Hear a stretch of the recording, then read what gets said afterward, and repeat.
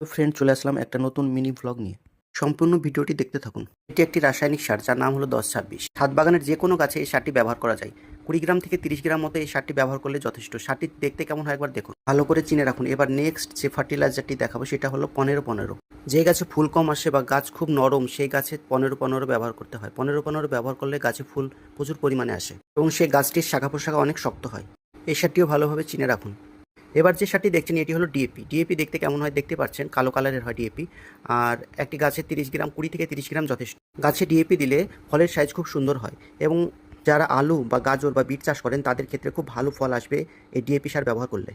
এবার আপনাদের যে সারটি দেখাবো সেটির নাম হলো, কি মনে হচ্ছে এটা চিনি? এটা চিনি না, এটা হলো সালফেট। চিনির মতো দেখতে বা লবণের মতো দেখতে।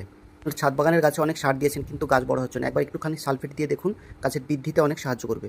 এবার আপনাদের যে সারটি দেখাবো সেটি হলো ফসফেট। ফসফেট দেখতে গুঁড়ো ভাব হয় এবং দেখতে অনেকটা বেসনের মতো হয়। এই যে দেখুন, এই সারটি মাটির উর্বরতা বাড়ায়। আপনারা এই সারটি 30 গ্রামের জায়গায় 40 গ্রাম, 50 গ্রামও ব্যবহার করতে পারেন।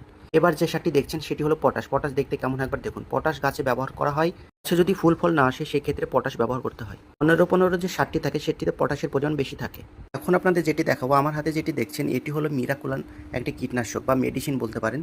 এই কীটনাশকটি ছাদ বাগানে যে কোনো গাছে দেওয়া যায়। এটি ফুল ফল নিয়ে আসে এবং গাছে পোকামাকড় লাগলে সেগুলো দমন করে। এটি 1 লিটার জলে 1.5 ml করে দিয়ে বিকেলে দিয়ে গাছে স্প্রে করবেন।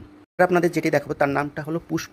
পুষ্প গাছে দিতে হয় 1 লিটার জলে 1/2 ml থেকে 1 ml অবধি দেওয়া যায়। পুষ্প গাছে প্রচুর পরিমাণে ফুল নিয়ে আসে এবং ফুলকে ফল হতে সাহায্য করে। এটি যদি ভালো লাগে অবশ্যই লাইক করবেন এবং চ্যানেলটি সাবস্ক্রাইব করতে ভুলবেন না। Thank you.